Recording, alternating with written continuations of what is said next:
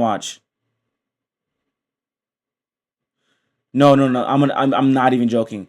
You guys are gonna be shooketh. All right. Today, ladies and gentlemen, we're gonna be watching the most dangerous job. Hold on. The most dangerous job in crime. As you can see, I'm a subscriber. I was about to say I'm subscribed, but this is peak. This is peak. Let's watch.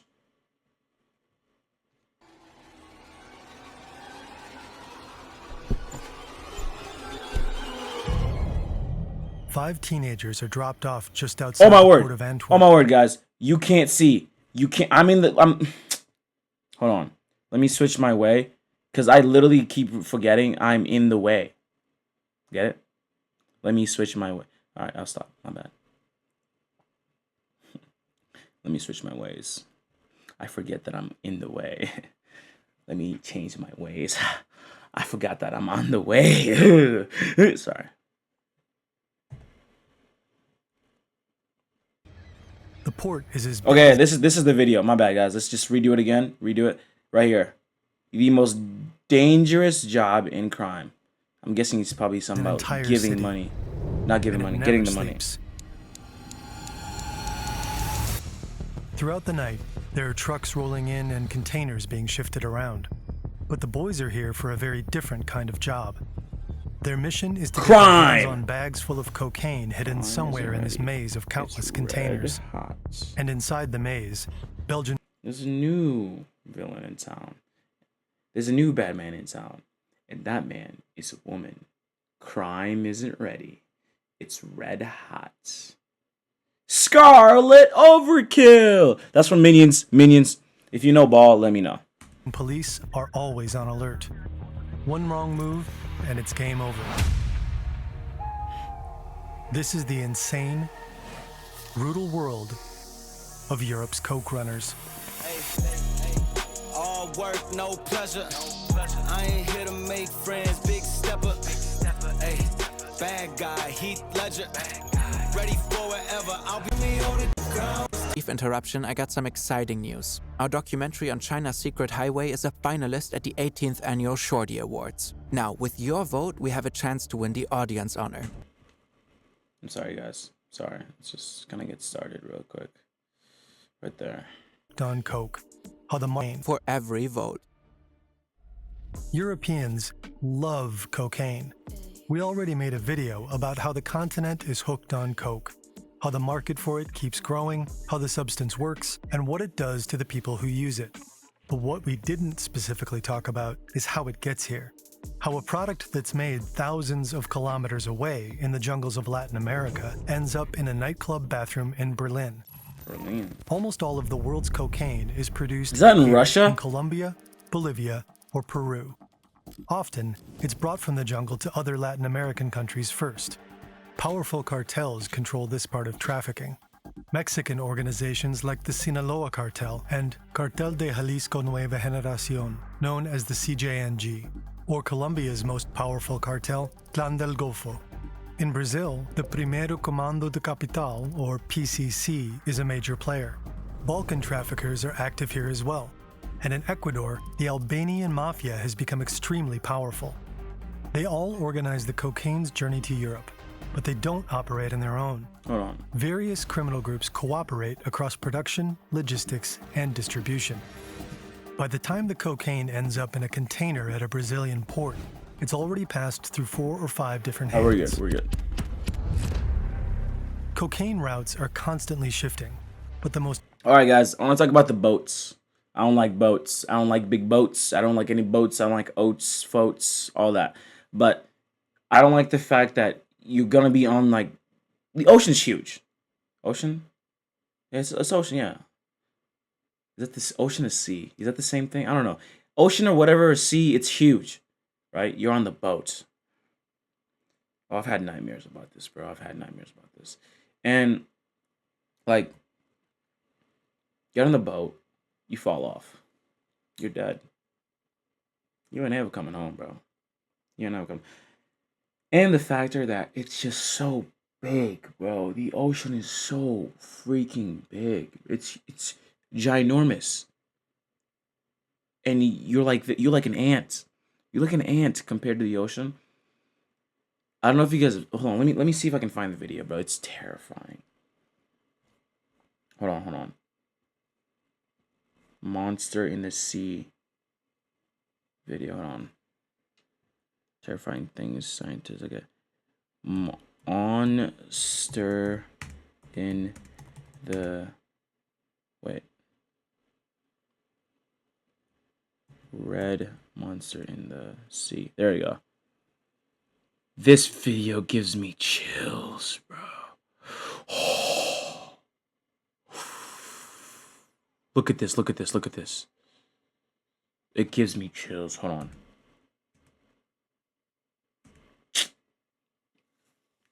How comes whenever I want to see something, nothing works? How comes? And then when I don't...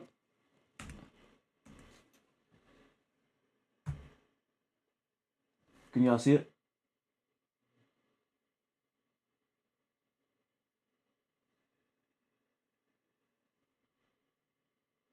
Hold on, guys. My thing's tweaking. Let's let it lock in. Come on. Come on. Boom. Boom. Boats. We want to talk about how scary the ocean is. I don't... Let me show you. Let me show you. This is terrifying. This is the scariest... Okay, right.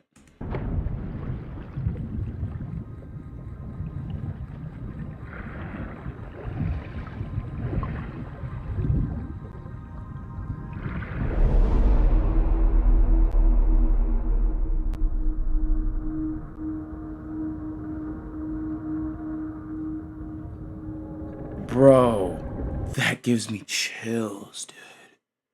Look at its eyes. Look how creepy that is, bro. And these monsters are ginormous.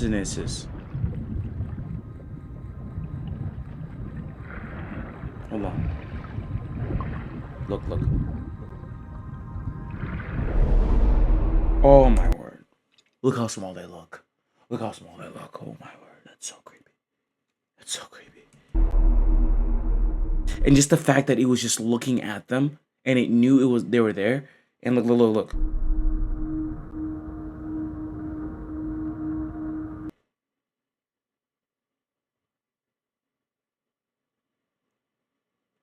I would crap my pants. The adrenaline rush that I would get from this, I'd be swimming. Look at that, bro. That is... I saw that, bro, and I was like, yeah, I'm done. I ain't going swimming ever in the ocean, bro. I can't. And it just backs up. I would lose it. There's no other thing left, bro. I would lose it.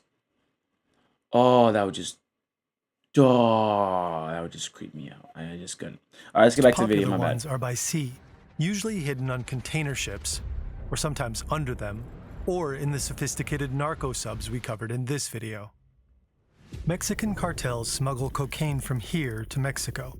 From there, they ship it east, often to Spain. The Colombian Clan del Golfo either sends it directly from Colombia or to other transit countries in South America via speedboat. From there, it heads to Europe. The Albanian mafia sends the cocaine from here and here to Ecuador. From there, it travels on a container ship through the Panama Canal toward Europe. Sometimes, the drugs also take a detour through Africa. The Montenegrin Kavac and Shkalyari crime groups both maintain a strong presence in Brazil, often collaborating with the PCC. From here, they send cocaine on container ships to West Africa, often to Senegal or Gambia. There, they collaborate with the Italian Ndrangheta mafia. To hide their trail, the drugs are redistributed. Then they move on to Europe, usually via the Iberian Peninsula. But when you look at all the routes cocaine takes into Europe, two places stand out. First, the port of Rotterdam. But Europe's biggest gateway for cocaine is the port of Antwerp-Bruges. Vibe coders. You ever think the government watches these YouTube videos and just learns, like, okay, bet. So we should be waiting for them in this location, right? This is Johnny, from Antwerp. He's 15 years old. Behind the wheel is a guy he doesn't really know. Actually, except for his friend sitting next to him, he doesn't know anyone in this van. But that doesn't matter, because Johnny stands to make a lot of money tonight. A few days ago, he and his buddy were approached by an older guy. He asked if they wanted to become Utalers, coke runners. The job sounds simple. Break into the port, get drugs out of a container, bring them out of the port, and earn a ton of money for it. Thousands of euros. It sounds awesome, even fun.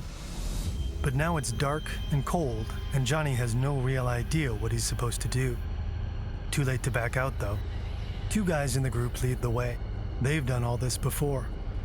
So after a moment of hesitation, Johnny follows them and climbs over the fence. Bro, I wouldn't hesitate. Wait, no, I would. The port I of would though. Antwerp is gigantic. If I really it need the stretches money across though. an area of Like over back in the daytime, 11,000 I would. hectares. That's bigger than the center of Paris. In 2024, over 13 million containers were handled here. It's a simple calculation. A huge port with lots of cargo also means lots of cocaine. We have a lot of ships entering the port of Antwerp, but also Rotterdam, Hamburg, Le Havre, which import legal goods Okay, I from was about South to say, America, bro, should from I put Africa, some, from far what's it called? overseas. We sat Captions down on? with Anne Berger, a spokesperson for Belgium's federal police, for an exclusive interview. And those criminal organizations, they abuse the legal ways of transporting goods to transport their illegal drugs as well. They always choose the path of the least resistance. In 2024, Belgian customs seized 44 tons of cocaine in the port of Antwerp. But that's probably only a fraction of what moves through here. There's estimations that about 10% of the cocaine that enters the ports in Europe is seized, but nobody's sure. There's a dark number, of course. Have you ever wondered how we make these animations? No, not really. Because I love watching your videos though, I ain't gonna lie. So I'm gonna just, you know what I'm saying? I'm gonna let you do your thing. Do your due diligence, dog. Criminal groups go to extreme lengths to ensure their illegal cargo avoids detection. They've reportedly smuggled cocaine in sugar bags, with oranges and bananas, What? and in backpacks hidden among frozen vegetables. Or they smuggle a liquid form of the drug inside clothing, coal, or plastic. They hide it in cans of joint compound, inside fresh pineapples, even inside individual coffee beans. Bro. Wait, what? Individual coffee beans. These people are creative. If only they put that passion into something else, bro. But that's just wow. Just wow. They might hide it under the floor, behind a wall, or in the engine compartments of refrigerated containers. But even if most cocaine likely slips through, it still sits here, in a container inside the vast port. And getting it out of there to sell it on the streets is a completely different challenge for organized crime. Right. They're always playing a high-stakes cat-and-mouse game with the authorities. They have to stay inventive, constantly finding new approaches. And a few years ago, a new method emerged that completely changed the game. Criminal organizations, they recruit people. We call them coke runners. They're in. Johnny has never seen so many containers in his life.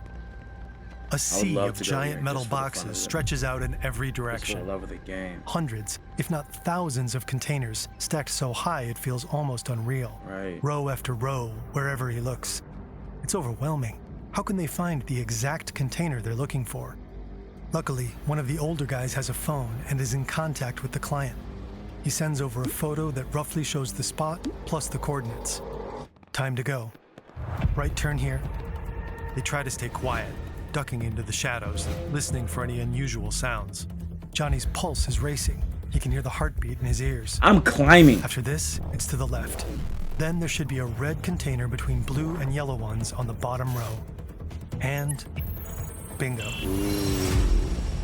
Johnny and the others probably don't realize just how dangerous this all is. The port's authorities have implemented an array of security measures to combat the surge of coke runners. About exact technologies, I'm not going to give you any information, but we work hard together with everybody. We have a lot of exchange of information. The port is packed with security cameras. Police officers, customs agents, and thousands of workers are in the area every day. The port also relies on smart technology, smart cameras, sensors, and a network of 6 automated drones. Holy cow. They take off from these docking stations and do 18 flights a day. The drones are managed from here, the port's command and control center. It's unclear to what degree these drones aid in catching potential coke runners. Using the cameras inside the drones, port staff can zoom in and out of different areas in the port's infrastructure. Soon, they say, they'll also have autonomous drones, sending back images and data in real time. These drones would feed information straight into Apika, an AI assistant with a 3D interface. Hello, I'm Apika, your virtual assistant monitoring AI, all bro. activities Oh in the my port of word. Bruges. Thanks to a digital network of drones, cameras and sensors inspired by the 5 human senses, I can tell what is happening in the port 24/7. It can analyze the port's activities and acts as its digital nervous system. But first and foremost, the police are doing old-fashioned patrols. The most effective method in catching coke runners is be present in port. That's what our maritime and river police does. They're present all the time. They check up on a lot of people. If there's any suspicious behavior, they know it most of the time. Last year, they checked more than 10,000 people. In 2024, they caught almost 100 alleged coke runners. In 2025, it was nearly double that. Of course, it's unclear how many they didn't catch. Right. Summer is. Bro, if I do something like this, man, which I would never do it. Of course, I would get a job and probably not do it. But no, I ain't gonna lie. If I really needed And the then there's money, another like huge for example, challenge. like my family member was like in debt and we just needed some like quick money, I'd probably do this. Corruption. It's very difficult to get drugs out of the port without having someone inside the port. So somebody needs to put a container in a certain location. Somebody needs to communicate the location to other members of the Check criminal your phone before you go organization. to work. These insiders move containers so coke runners can access them quickly. For that kind of assistance, port workers can make over 100,000 euros. Preventing corruption is absolutely crucial for port security. How do they do If that? nobody was telling Johnny and the crew where to go, they'd never find their target container. They made it. Now they need to get in. They pull open the doors and see bananas. But right there, among the crates, exactly where they should be, bags full of cocaine. They didn't even try to hide Johnny it. throws a bag over his shoulder. It's heavy. As the shoulder strap bites into his neck, he's already picturing a new phone, maybe even a car. Run! Time to sneak back out. Shit.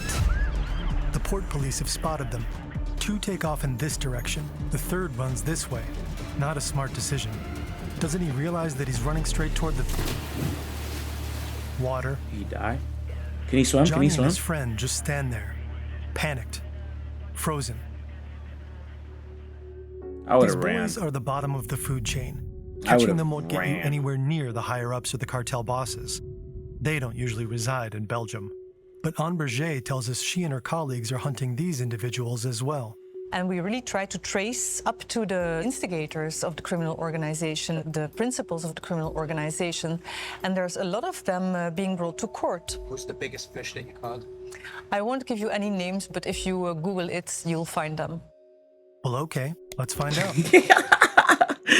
This guy's I'm There's nosy. Othman El I'm Balouti, nosy, a nosy. cocaine kingpin linked to the so-called Mokro Mafia.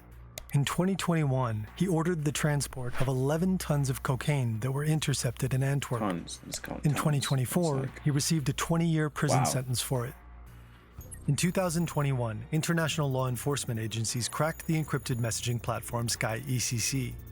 They were able to read hundreds of millions of messages sent by criminals. As a result, a court in Belgium sentenced more than 100 criminals in a mass drug trafficking trial in 2024. And at the time of our reporting, the trial of alleged drug boss Floor Bressers is still ongoing. He's accused of co-running a network that shipped huge amounts of cocaine from South America to Europe. He What I just allegedly dropped. made around 230 million euros from just 10 shipments. Wait. When Johnny and his friend were first approached, they might have thought it would be a quick and easy job without any consequences. Well, they're taken to the police station. Johnny is brought to an interrogation room. He's scared and completely overwhelmed. And the first person they see is not their mother or their father or nobody they know, but it's just me, because I'm going to be there with them in order to help them, because as a minor, they can't be interrogated by the police without being the presence of a lawyer. My name is Chantal van den Bos. I'm a lawyer and I often defend minors or adults concerning coke deals. So I think I represented more than 100 cases. Just like our fictional Johnny, Why does this guy coke look so runners are dead? often Like very his young. eyes- Youngest I saw was 13. We What? see young guys, mostly between 15 and 17 and a half, just when they're still minor, because it's an advantage. Because when you're a minor, you can't go to jail. So teenagers like Johnny might think they won't face any consequences. That it's their chance to make a lot of money. For north of 10,000 euros. Johnny That's won't see any of the $10,000, pay right? he was promised. Instead, he spends the night with a lawyer and the police. The officers start questioning him, but Johnny doesn't really know who he was working for. And even if he did know, telling the cops wouldn't be a smart idea. Right. Because if Johnny were to give up the person who recruited him, he'd be in serious danger. They don't realize it, but once you're in that world, it's not that easy to get out of it. Of course, the organization wants to know whether they talked to what they said and what they were doing.